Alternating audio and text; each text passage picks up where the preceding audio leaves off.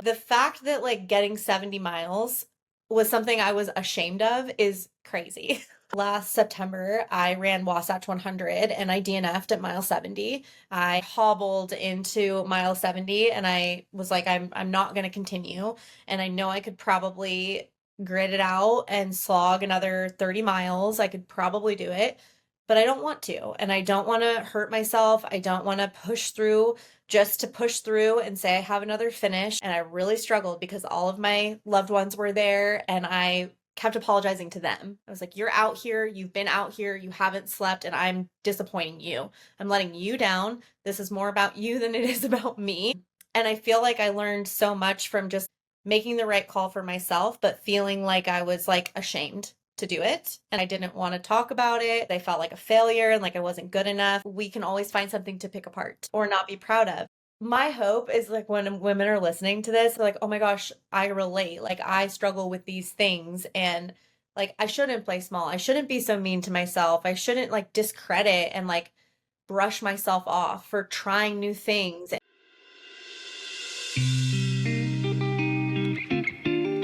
Welcome to the Blue Rose Podcast, your dose of confidence to live a bold life. Here I share insights from my own journey and dive into the stories of individuals in the outdoors and athletics who are fiercely getting after life. But my name is Bri Sullivan, and I guess I'm most well known like in the running sphere and the outdoor sphere for founding an all women's running community called Wild Women Running in Phoenix. That's kind of where everything started. I'm also the North American Partnerships Manager for NAC, which is an endurance nutrition company. And then I'm also on the board for Women of the Wasatch now since I moved to Salt Lake. So, very integrated into like the endurance and like especially trail running space, and I have been for like almost 9 years now. It's been a long time. It feels like I blinked and it's been this long. I feel like I just got into it like yesterday, which is fun, like getting excited about things still. But yeah, that like is kind of part of like who I am, I guess, in the endurance sense. But I'm also a dog mom. I am getting into gardening. I'm taking pottery classes. I love to read. I'm a big romanticy nerd. And I like journal and meditate and stuff. So like running and endurance sports are like a big part of my life. But I try to like remember who I am like as a whole person, and that like running isn't like my entire identity, even though like it is like a large portion of it, but yeah, it's not all of it. So yeah, a little bit Yeah. about me.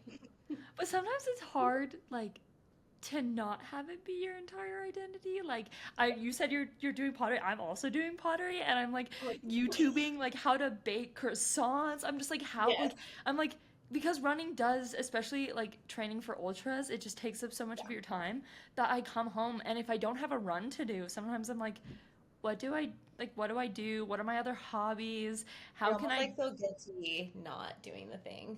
yeah, and I'm like, how do I like, what do I do as a person outside of like moving my body, even though I love moving my body? And that's like a really hard question to answer sometimes because I'm like, well, shouldn't I just be moving my body all the time?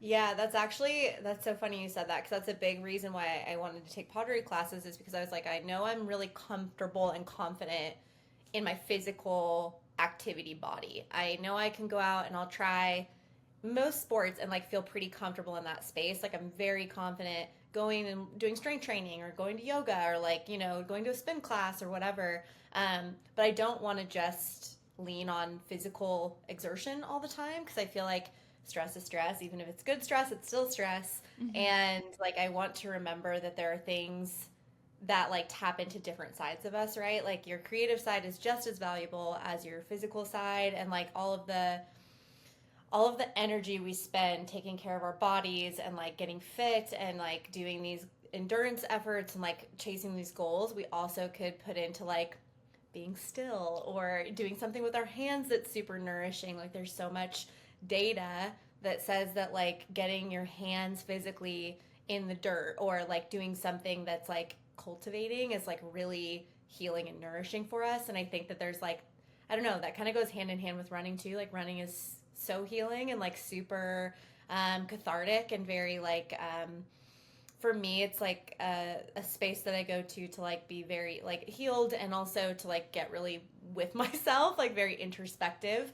Um, but we have to have, in my opinion, balance and like down seasons too, and to like embrace sometimes that that's not always where we're at, that we want to be training for like huge efforts back to back to back. Like sometimes maybe that's not realistic or you're just not feeling it. And like I think that's a big part of like the conversation I was excited to have too, is that like not you know, it's we're not built to like do something like forever, back to back to back, season after season after season. Like these huge endurance things, like they can take a toll, and it's okay for us to like check in and be like, oh, maybe I like want to slow down a little bit. Maybe I don't want to do 200 milers, you know, maybe I just want to do like a 50 miler this year, or I want to do my first 50K, or maybe I'm just going to drop down and do like a couple sub ultras this year. And like none of that is wrong. Like all of those things are beautiful and like great.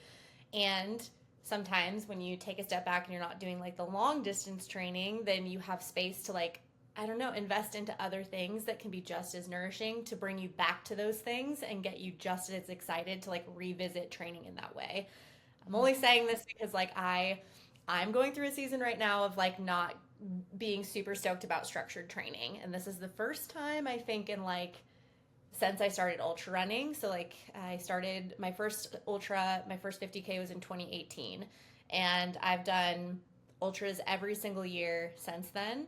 And this is the first year that like when I'm getting out, I'm like I just like don't feel like super excited to push in that way, and I'm trying to allow myself like for that to be okay and to embrace that maybe it's okay for me, it like the grind isn't that sexy and like it's okay if you're not being hard and like pushing through that all the time. Like sometimes it's okay to be soft and be like, okay, you know, I'm going through a season where like I just want to adventure run with my friends, and I'll do one race this year, but I want to fulfill my time and energy with like getting back to just like the love of getting out however and like moving my body for however long sounds good, but not like that being this big end goal, because I've just been doing that for years. And so Mhm.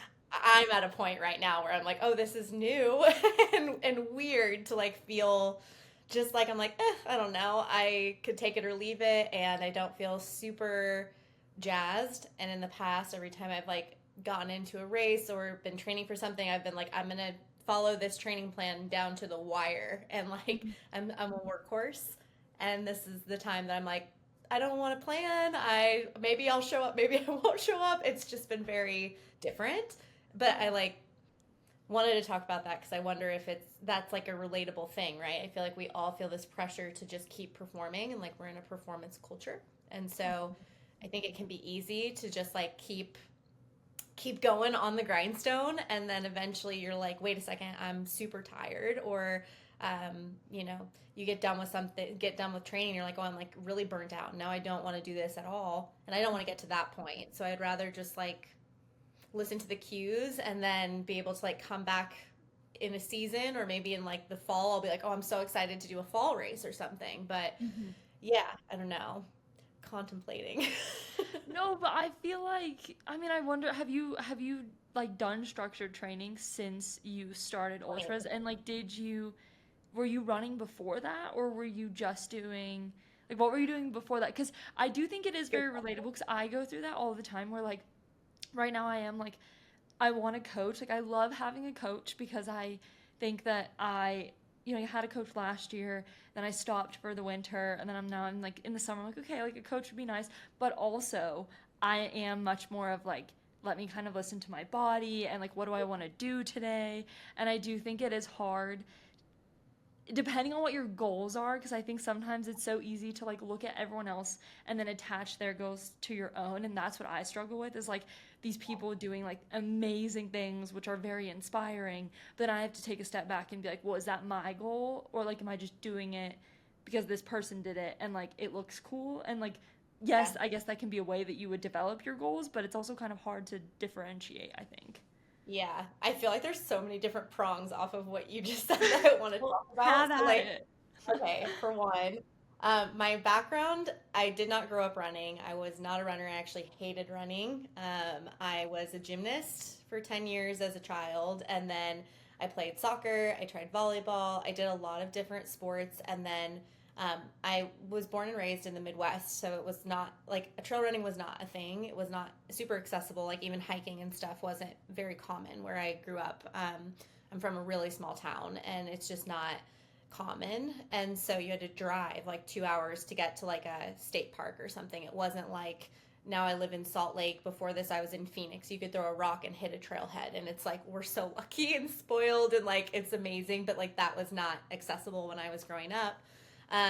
So after I graduated college, I moved out to Phoenix for a job, and I wasn't into like hiking or anything even at that point. I think I did like my first color run and like I was probably like 23, and I was like, okay, I guess it's fun because we're like throwing paint and stuff, but I still hate this. Like, I hate this motion. I don't like running. I just always correlated it with like too much structure, and then like it wasn't fun running on the roads, and I just didn't know that trail running was even a thing. But when I moved to Phoenix, I got into hiking, and then I got into like longer day hikes, and I was like, oh, if I sped up a little bit, I could probably see more, and that's interesting. And then, it just kind of snowballs or escalates from there. It's a very slippery slope. Trail running, like you are like, oh, I'm gonna run 1 mile for the first time, then you're like, I'm signing up for like my first 50K. It happens very quickly. It does. Yeah, and so I didn't grow up running. I wasn't like I don't have a trained background with technique or anything like that. Like I don't have any knowledge really at all of like the actual the modalities and like the structure of running. I run and I hope for the best, and I talk to a PT and I'm like, do things look okay? Am I strength training? But yeah, I'm not an expert, and I'm still pretty new to the sport in like the grand scheme of things. But yeah, when I got into like trying to trail run, it just felt like I was like, okay, there are a few co-ed running groups, but I'm kind of intimidated to go because it's mostly guys and they don't really talk to me, and I'm just kind of learning, but I feel like I'm getting left behind. And it was my own insecurities, but I didn't feel very like welcomed. And like people were nice, but it wasn't like I was, like going out with buds and like I felt like I could be like, hey, I like need to take a walking break or something. Like it just didn't feel like that kind of environment necessarily. It felt like everybody had been doing it for so much longer than me, and I was kind of like the slow new kid on the block. I had no idea like what gear I needed, or like I just felt so like so shy, and like I didn't know what I was doing, so I didn't want to show up anywhere because I felt like I was gonna stand out like a sore thumb. So I got into like an accident, and that's like a whole nother story. But I was like I fell on a mountain. I got very very insecure. Like I felt very unconfident of my body, and like there was a lot of stuff that happened with that. But after I was healing, I started to trail run, and it really helped with like me building confidence and like learning that I could trust myself again, and like feeling empowered, and being out in nature moving my body was so therapeutic and cathartic. And like that's kind of where this whole passion for me began, of like getting more women outside and like feeling that same feeling of like you can do anything, you're capable of way more than we think we are. And a lot of it is just stemming from like our fear of looking silly or being stupid or whatever that is, like us showing up it feels like such a risk to begin with. And that kind of like coincided with like these co-ed groups, right? I was like, I just don't want to look stupid. I don't want to like get laughed at if I'm slower, or like my gait's weird, or like I don't know what I'm talking about or whatever. Like everybody's talking about their paces and their splits, and like I don't know because I didn't run in high school or college either. So yeah, I like got into it from there. And then when I decided to do my first 25K, I went and did like a really rugged one up in Flagstaff, Arizona, which is at altitude, and it had 4,500 feet of gain for a 25K. So it was really burly, but I remember crossing the finish line. It started hailing. It was like thunder snowing. And I was like, this is the craziest sport I've ever done, but I'm obsessed. I'm hooked on this. How do I get better? I think a lot of us in this space have similar commonalities in personality. We love a plan. We want to be our best. We maybe not competitive with others, but we're certainly competitive with ourselves. Like we want to get the best out of ourselves and show up. And like if you put the work in, you're going to see results. And I kind of got hooked on that from the get-go. So pretty much from my first 25K, I started working with a coach. So ever since 2018, I've pretty much always done structured training and have kind of done like full seasons of like not really taking a whole bunch of off time. Because in Arizona you can run all year long. It's pretty hot all the time, so you don't really get like a natural lull in the winter where you're like, oh, it's like pelting snow. You could like slow down and like do a different sport. In Arizona, you're like, nope, you can run all year long. Yeah. So that probably didn't help, like me just feeling not even like a pressure, but this expectation of like, well, you can just maintain and sustain forever. Mm-hmm. So yeah, I was a pretty gradual builder. So like I feel like I was pretty cautious. I went from like 25K to 50K. I hung out there for a little while, did several, moved up to like a 70K, a more mountainous one. Then I did 100K. Like I was very diligent about being incremental, but like even when you're doing a 50K or a 25K and a 100K in a year, and then going into a 100 miler and then another 100 miler or something, like those back to back things they build up over time. It's a lot to put on our bodies. Mm-hmm. And even if you're new to the sport and you're trying to do like your first few 50Ks and stuff, like that effort it's a toll on our bodies. Even if it's a positive and you get done, you're like so hyped, which I always am. It's so fun. I'm still exhausted afterwards, and you're like, okay, like I have to go through the rebuilding process of eating enough and sleeping enough and hydrating and all this stuff. So, yeah, I feel like I have definitely lived in that space of like, what is pushing, but it's like a good pushing, and it's because you have this big goal that you are genuinely excited to pursue, and there will always be like the rule of threes where it's like, yeah, a third of the time it's gonna feel like crap, a third of the time it's gonna be okay, a third of the time it's gonna be amazing. But like for me, if I'm being honest with myself right now, if I were to get pulled and get an email tomorrow that I got into the 100 miler that I'm on the lottery for, I'd be like, I don't want to do that. And that's just where I'm at this year, where like I'm just like I don't really have it in me to want to do that, and maybe that is just like, yeah, the cumulative effects of doing structured training for so long, or whatever. But I think it's good for us and healthy for us to be able to acknowledge like when is that the real feeling, or is it just like, oh, I'm having like a down week where it's a peak week and I'm just tired and this is the way it is, but I'm like close to my goal and I'm still excited about my goal and I'm pursuing something that I'm really passionate about. Like there is a difference between being passionate, choosing it because it's like in your heart that's something you want to do. Like the past 2 years I've pursued 100 mile races and it was like, that's what I want to do this year. I want to train really hard. I want to go after these goals. Or would I be pushing through just because like that's what's expected of me, is that every year I run races and like that's my identity, is that I'm supposed to be this person, and like that's kind of how it feels this year. Is like if I were to be doing those things, it wouldn't be genuine to me. It would be because I feel like that is, yeah, like what's expected of me based off of like what I've been doing and like who I am in the community, right? It kind of feels a little like like I'm insecure a little bit, or like nervous and self-conscious to be like, I don't really want to race this year because I'm like so ingrained. This is my whole world, is this like industry. And Well, that so was my it makes question. Was like, how does your job and like community play a role in that? Because like you are so invested in the running community that like, I mean, I don't think anyone's gonna be like, you have to race, but I am just like, for yeah. sure.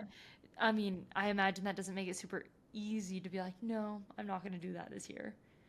I mean, to be honest, so I'm going into my busy season for work right now. It's part of the reason we had such a hard time like scheduling to talk, because from April to like September is what I will call like the race busy season, which I mean is probably not that surprising, especially in like the Rocky Mountain West. It's like prime season, especially through June and July is like crazy.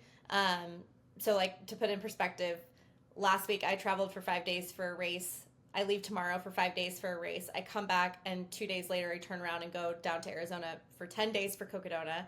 And it's just like this crazy season. And so it makes it very hard to train for races during this time, because it is so like taxing to be on the road and not in a routine, and like you're fitting in trying to do your workout runs or your training runs around standing for 7 to 8 hours at the expo talking to people all day. And it's like a full, like, I was joking last week when I was at the expo for Desert Rats that I'm not like work fit right now. Like, I'm not used to standing on my feet for 7 to 8 hours a day in the heat and not drinking water and not eating enough and then like trying to turn around and like go on a run. Like, I was super wrecked by the time I got home last Sunday, and I was like, okay, this is a reminder that like I have to be really up on taking care of myself when I'm at these events too, if I want to even be able to maintain a baseline.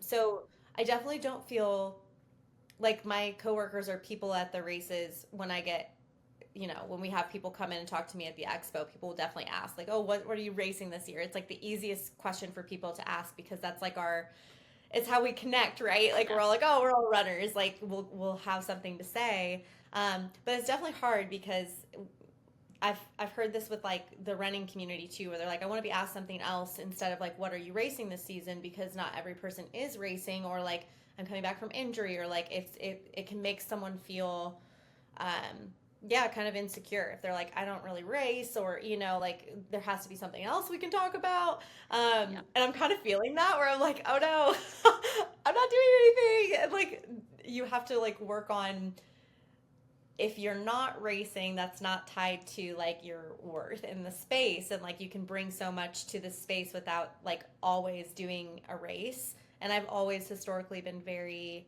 picky about what races I do anyways. Like, I will be like, okay, I'm not someone who needs something on the calendar for every month of the year. But I definitely like have certain kinds of things that like really call to me. So now that I'm not really feeling excited or motivated for much, it's even harder because I'm like, I'm not just going to put something on the calendar just to put something on the calendar. And then with the running community, I feel like I don't feel like a lot of pressure to race, but I definitely feel like I I always want to lean into like the other ways that we can all connect that isn't just running. Like, running is a beautiful way for us to build community and connect, and it also isn't the only thing we all have in common. There's so many times when, like, I'll start talking about like the fairy smut I'm reading, and someone's like, oh my gosh, I read this entire series, like here's 5 other series you need to read. So I feel like it's the gateway, but it is not the only thing. And that is one thing that I hope that I can encourage everybody to do, is that if you're part of like a run club or a community, is to ask one person the next time something else that isn't like, what are you racing, or like, what are your times, like what races have you done in the past, like ask them anything else, like just to be different, because like we talk about it so much, and I feel like it is beautiful to be so enriched in the running community, but like that is truly not all our identity is just running. Like, we have so many other passions, and even if you are like the end all be all, like I know everything about running and it is like my whole world is like, watching my paces and doing track workouts and stuff, like there's something else you love too, for sure. I know it, even if it's like your cat or something, like I know that there's something else. So yeah, I feel like that's just been on my mind so much lately, because I'm just in that space right now. Yeah, but I feel like that's like what people need to hear though, is because like I'm sure like I'm just getting into ultras. Like this last year was my first 50K, my first 50 miler. I might do my first 100 this year, but I know that I'll get to a point where I'm like, do I want to like do that? Like maybe I just want to not, yeah, maybe I just want to like adventure. Maybe I just want to like go hang out with my friends in the mountains. But then I also think, oh, there's so many things that you said that I could also pull from. One question I do love to ask people, if anyone does need a question, is I do love to ask people what they're passionate about.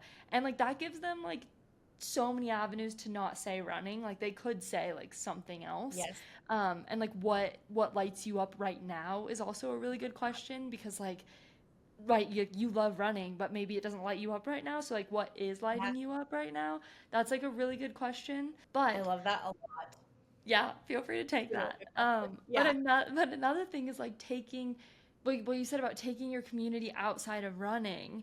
That can be quite hard. Of like, how do you, like, I met all these people running, and like you said, it's a very good avenue to like build community. But then how do I take that community and like make it so it's not about running, and like right? Like, and maybe you kind of already answered that, but it is just like, right? Because I feel like people go to run clubs, or people go, they go to run clubs to meet people. You Yeah. can go run on your own, but most of the time people are going to run clubs because they're trying to build community.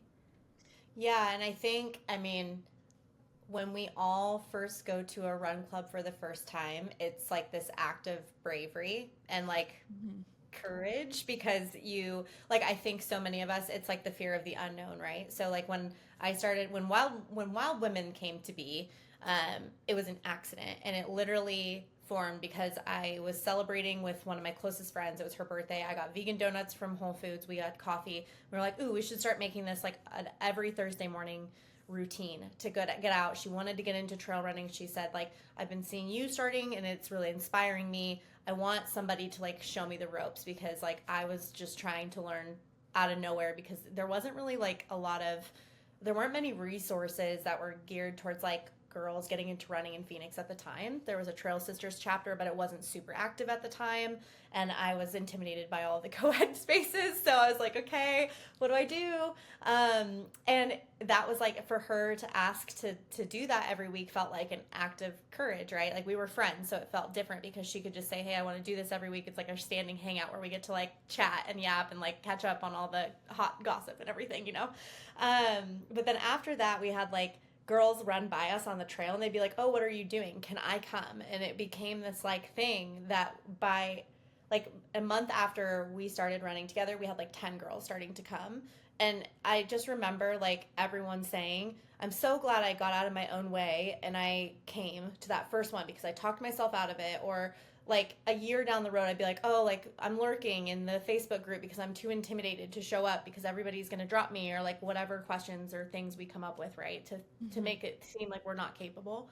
Um, but I think it's like so important that we just take that energy of the first time we ever showed up to a run club, like that first time we ever came and ran with a group is the same bravery it takes to just like remember that that girl said that she likes to go get coffee on Friday mornings at the same coffee shop I like to go to, and just saying, do you want to go together? Or, like it could be just like asking for the phone numbers, like, hey, I love to also go to movies and I would love to grab your number in case you would want to join me sometime. And it feels like so scary. I think scarier than like dating because it's like platonic and we just have to really like these people. It's not even like I think you're so cute. Like there's Yeah. like it's we really have to like each other. But the only way that we can make like deep connections in community, and like that also makes the running club better too, is if like you're fostering these deeper relationships. And like sometimes it's great to go for like accountability and like, okay, I'm checking my box, I've got my 4 or 5 mile run done for the day or whatever. But like it feels so good when you actually get to connect with someone and you're like, oh, I have something in common with somebody and now I feel seen or heard or validated, and it could just take one person. But it also just takes one person to be brave enough to say, like, I noticed and paid attention when you said that you also like plant stores, and I would love to be able to go. I want to get a new plant and would love for you to come with me.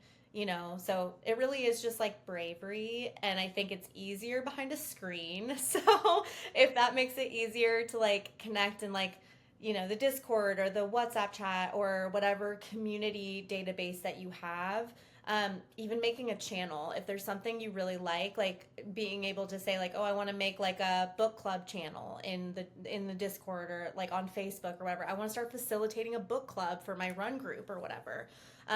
Women of the Wasatch and Wild Women Running also had like book clubs, and there were like coffee hang days, and like everybody just kind of took the community and made it what they wanted. And also like the communities take a lot of feedback too. They're like, okay, girls really want like a movie night in the backyard, they want to watch Mean Girls together, and we've done that before and like stuff like that. So I think it's just like activating your community and like leveraging the spaces that you do have. Maybe it's working with the community leaders if you're not one of them, to say like, hey, I'm noticing this need, there's a gap here and people are talking about it a lot. I'm wondering if you would be okay for me to like facilitate this hangout, if you want it to be more official. Otherwise, just like message that person, ask if they would be down to go do something sometime.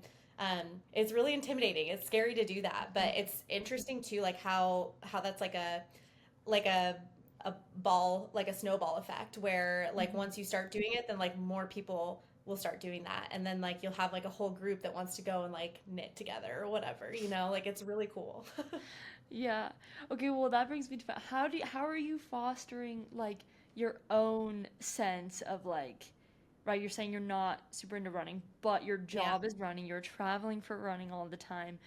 Yeah. How are you finding ways to like fill your cup outside of the running community, like with your hobbies? Like, I think, right, like you said, it's intimidating to go into other spaces. Like, maybe you're not comfortable Yeah. in like a pottery studio or a painting class or whatever. So, how are you getting the confidence to like go do things that maybe aren't what's like expected of like, Yeah. I maybe the persona that people like believe that you should have?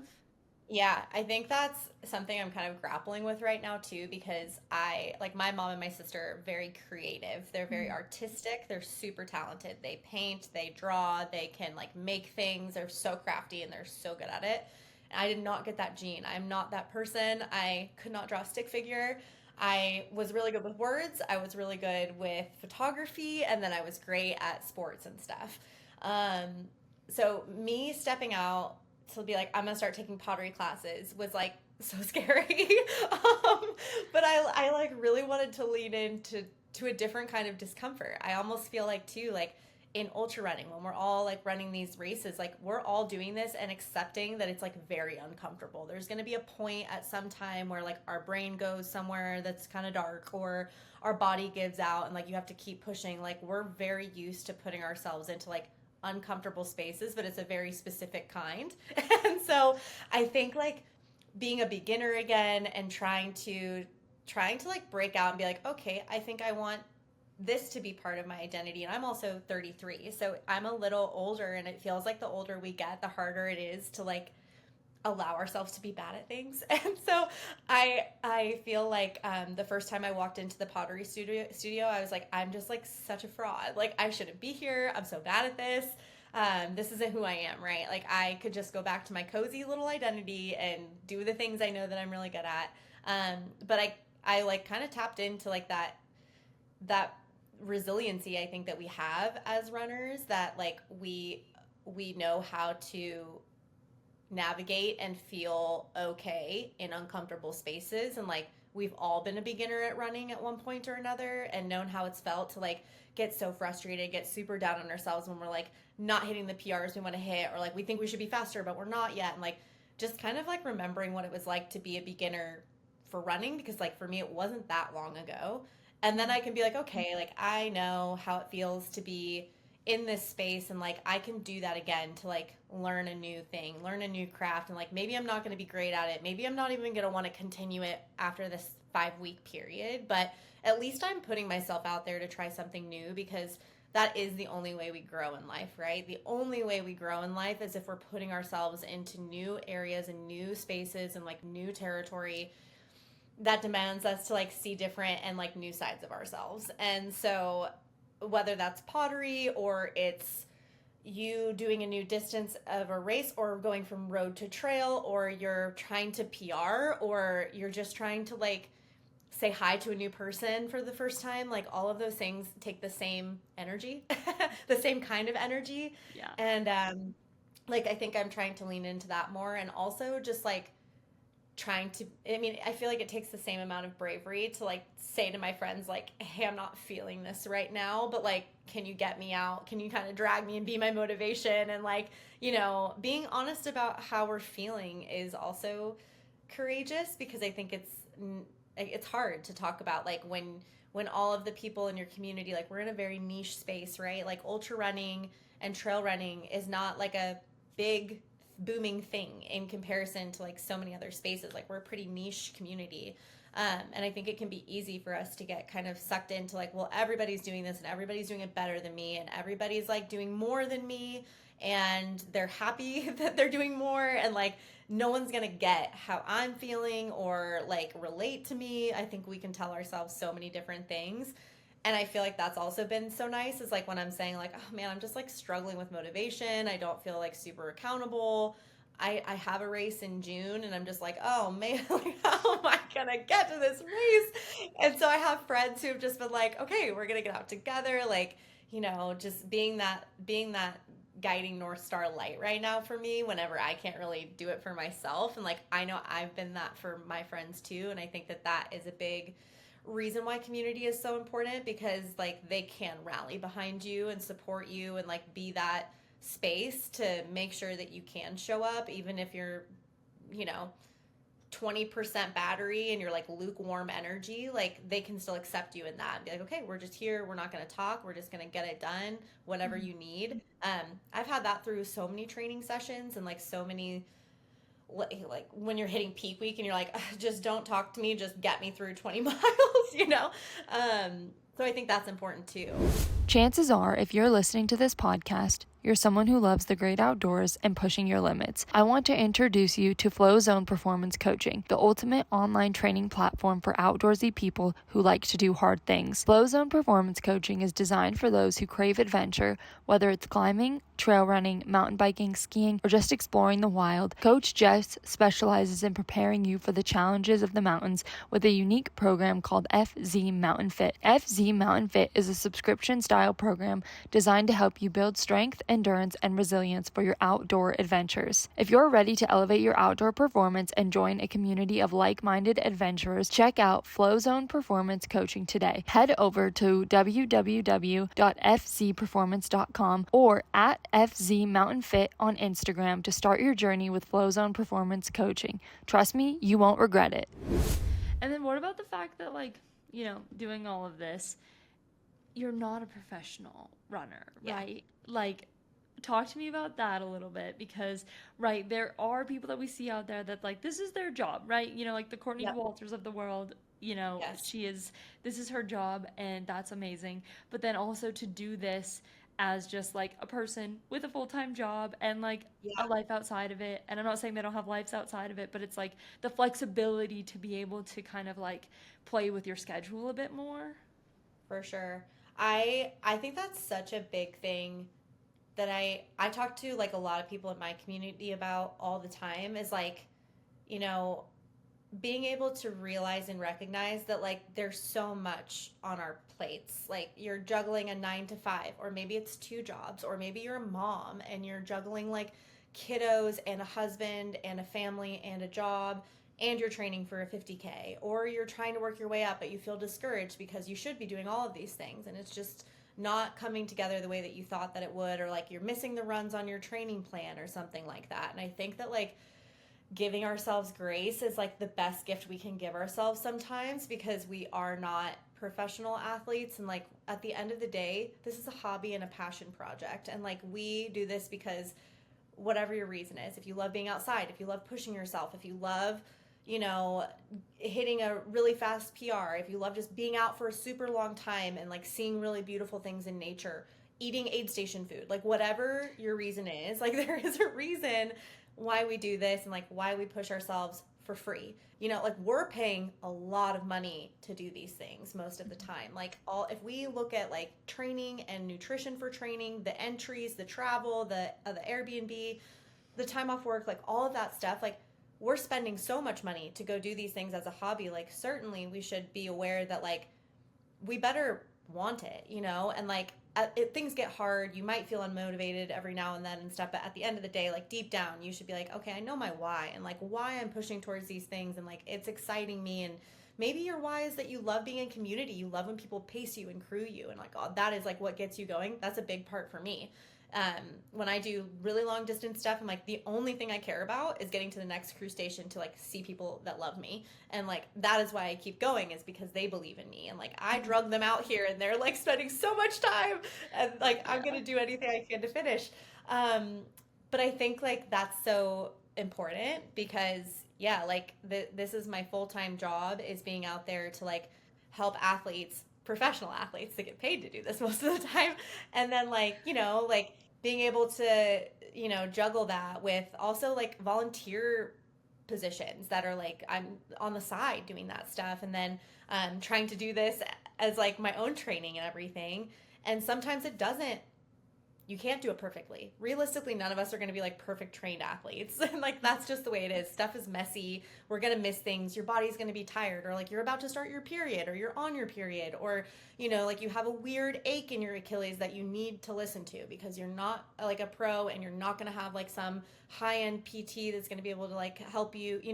I think there's just so many things that we have to keep in mind that we can get stuck in the reel of seeing what's on social media, seeing what people are posting in our communities, and be like, well, if they're doing it to this level and they're my friend, I should be able to be doing that too. But everybody's plate looks different and everybody's bandwidth is different, and that's okay. And I think we should be softer with ourselves to say, like, okay, I slept 5 hours last night and it wasn't enough, and I didn't eat well yesterday, or I didn't drink enough water, and like I'm feeling off. So like I got out and I started my run. I got 2 miles and I was like, I'm gonna hike. That's okay. Like it's okay. And in the grand scheme of things, like also so much of our sport is like mental fortitude. And sometimes those days are really helpful for us to like just be like, okay, I was down in the dumps, but I still showed up. I still did that thing, and maybe I didn't go as far as I was supposed to, but like I did show myself that I was capable of getting myself out there, and I honored that like this is where I'm supposed to be, and I know that I have the ability to like get out of my own way to like show up and try even though I couldn't like complete the thing. Yeah, I just feel like, man, imposter syndrome and comparison can be very difficult to deal with, especially in mountain towns and in these like really really like concentrated areas where we see, you kind of alluded to this earlier, and I felt very similarly, where I'm like, oh my god, I did this big thing and it's the first time I did this thing, and then I see 5 other people do like way bigger things than that thing, and I'm like, I don't feel like I can even celebrate my thing because it got overshadowed by like these other really amazing things that people are doing. And I think that we need to be able to celebrate our small and big wins more, and like be able to recognize where we're at in our life cycle of the sport, like being new and being able to celebrate all of the new PRs every time I hit a new personal best, anytime I hit a new distance, anytime I sign up for a race and I complete that, like being able to get through a whole training plan and show up to an actual training block, like healthy. I think those things are really, really important to not get blindsided and segued because someone else is doing something better. That like nothing takes away from joy more than like thinking that like what you're doing is like somehow less than what somebody else is doing. I always joke that like I always will go longer because I am actually terrified of shorter distances. I think people who do like 10Ks, 25Ks, honestly, even 50Ks, I'm like, I'm so impressed by you because I'm so afraid to like run that fast. So I think some people look at like 100 miles and they're like, oh my God, this is like so crazy and it's like way more impressive. And I'm like, no, I think the other end of the spectrum is way more impressive because that's like a well I'm not willing to go to. Like, I'm not willing to like be in pain the way that a short distance runner is in pain. Oh man, I totally get that. I mean, just speaking on that, like I did a half marathon like a little bit ago, and I don't do road, but I just needed something to do in Yeah. the winter, and I Yeah. PR'd, and like afterwards, Congratulations. thank you, but it's what you're saying, like afterwards I was like, well, like so many girls finished ahead of me, and like Mm. like that is, it's so quick. Like I was so excited in the moment, and I was like, I worked so hard for that and I did so well, and then immediately like the celebration was gone. I like just remember being on my couch at home, and I was like, why do I feel not as good about this anymore? Like I just felt Yeah. like it was so easily taken away from me because like there are so many people out there that are faster than me, and like that's Mm. okay, but I also think they're at such a different point in their running journey, and like I'm so Yeah. humbled by like my friends. Like I have a few friends that are just getting into running, and one of them just ran her first half marathon, and Mhm. her goal was just to finish. Like she was like, I might die, like I've never done this before, Yeah. and she was like, you're like, what do I do? And I'm just over here like, man, like this girl is over here just like vibing. Like I'm so stoked and like proud of myself for being able to run 10 miles, 13 miles when I never thought I could run one. She's over here Yeah. looking up to me being like, I look up Yep. to you so much, like you can run like a marathon, right? And I'm like, Yeah. why can't we look at ourselves the way that like our friends look at us? And like Yeah. you said, you inspired your friend to even just get into running, and it's like I know that I've inspired a few people to like start the running journey, and I'm like, Yeah. why can't that be enough? Like, why do I need to compare myself to people that are like going to the Olympic trials? Like, it doesn't Isn't make me that feel good. isn't that so crazy too? Because like it was something that I said to you like earlier when we first got on the call too, where I'm like, oh, like whenever you asked to talk to me, I was like, but I'm just like every other person. Like, why? I'm no different. I'm not special.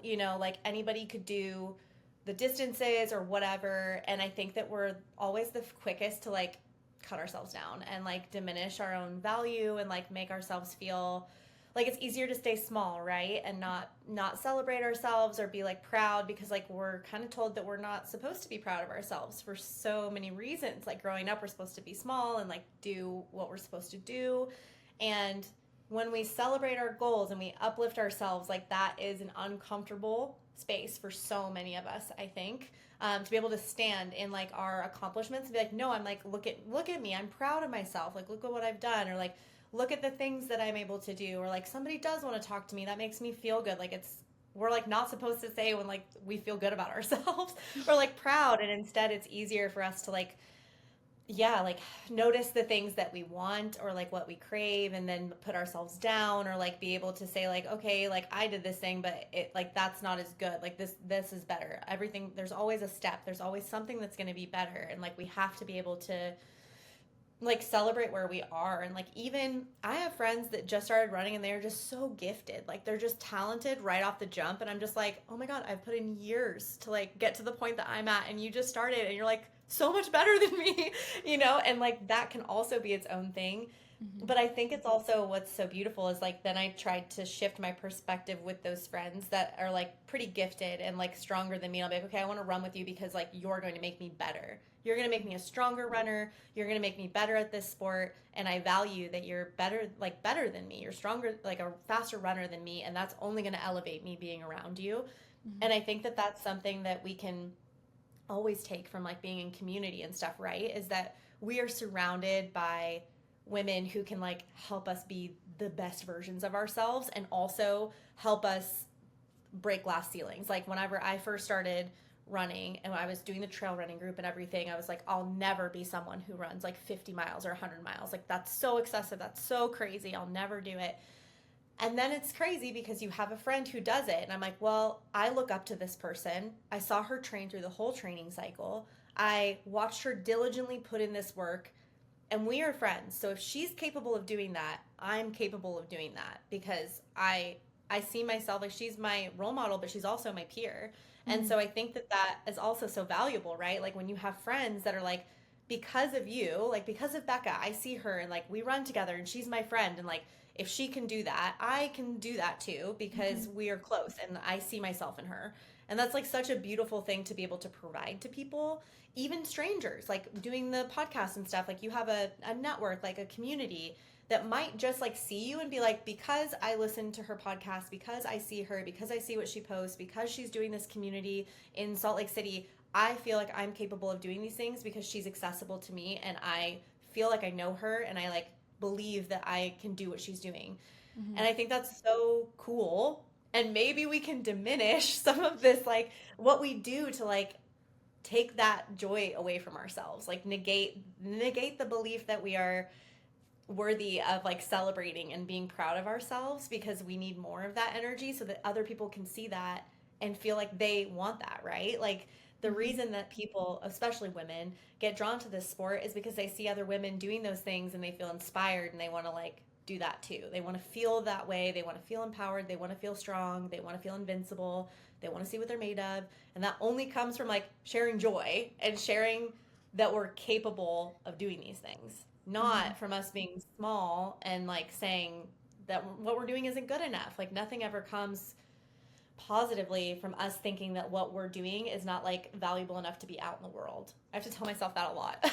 No, but I mean, I need to tell myself that. I'm constantly telling myself that because I'm just like, it's not fair to the Becca that like put in all of this work Yeah. to then just like diminish what I accomplished and like not celebrate it when I like put months into this thing, and then like Yeah. 10 minutes later I'm like, well, okay, that was cool, but like I need to do something cooler and better and faster and all these And things. also, And Oh no, You go would for it. never say that to your best friend. No. You would never talk to your best friend that way. Like if she worked her ass off and did this half marathon and trained and was like putting in the work and like nailing her nutrition, doing all this stuff, you would never be like, well, you could have done better. You could have done something faster. You could have done something longer. Like, never. You would No. never.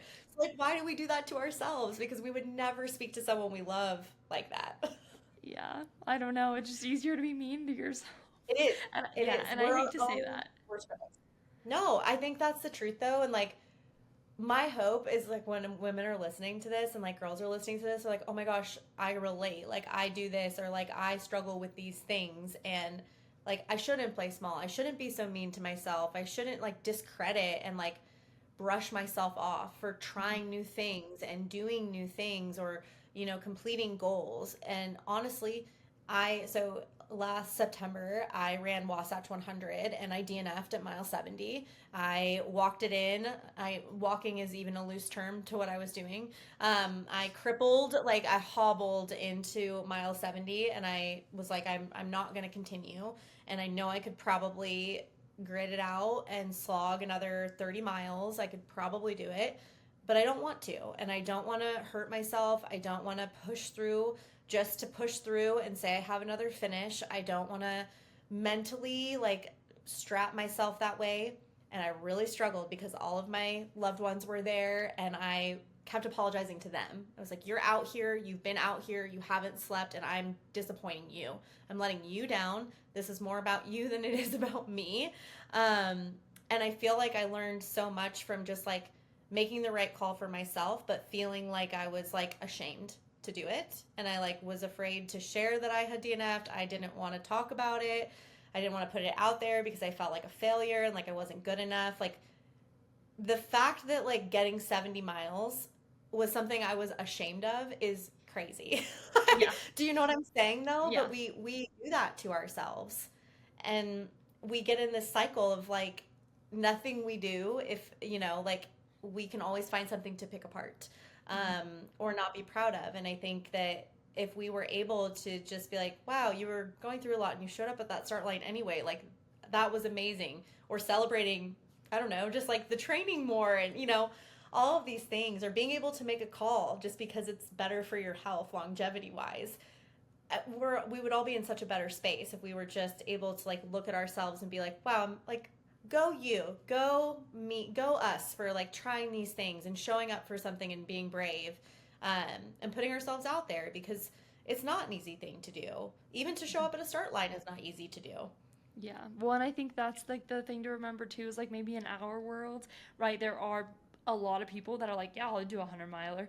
But I think if you look on the outside of the running community, the amount of people that would not ever like attempt a 100 miler and not like saying that's anything bad, but it's like, For you sure. know, we are doing these things that like we are scared of and that challenge us and like if we fail and like again it's not a failure, it's just like I would consider it a win for yourself to You're be able to shooting like for the stars too, yeah. right? Like I was just talking to a friend of mine about this before she did a race, and I was like, listen, like even if it doesn't go according to plan and you end up not completing the goal that you are striving for, it is data. You are receiving data, and it's only going to make you better, more informed, and if you decide to pursue that again, you just have more to go off of for training or for what to expect or like how you respond to certain things. Like nothing is like failure is not a bad thing. Failure is something that allows us to gain more insight so that we can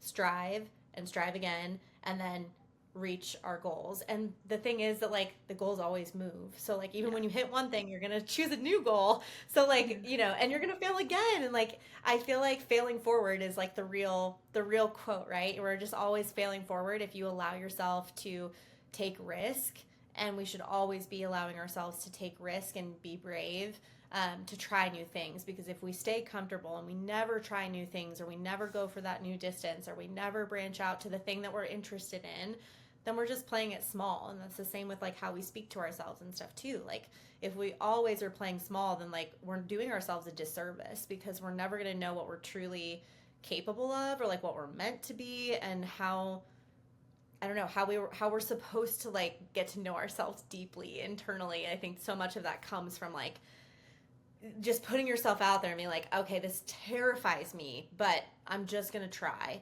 Yeah. And the only thing that's gonna happen from there is I'm gonna receive information. I'm gonna find out data. If we look at it as a science experiment, take the like emotion out of it, it's easier. I think life is a science experiment, so Totally. And like what we should be looking at it like that for so many things, right? Like, oh, I tried this amount of carbs per hour. That didn't work for me. So I have to try this new thing. And oh, okay, those shoes didn't work for me. So I'm going to try this instead. Like we could look at anything as like an experiment, right? And hopefully take the fear or like the emotion out of it, because if we try to remove emotion, then it's like, oh, I'm just figuring something out. I'm tinkering. Yeah. I think we should all be tinkering. And that's a wrap on today's Dose of Confidence. Thank you for tuning in to this week's episode. If you found inspiration here, why not share it with a friend? Don't forget to hit that subscribe button and sign up for our newsletter so you don't miss an episode. Sending lots of love your way. Until next time, this is Becca, encouraging you to live your boldest life.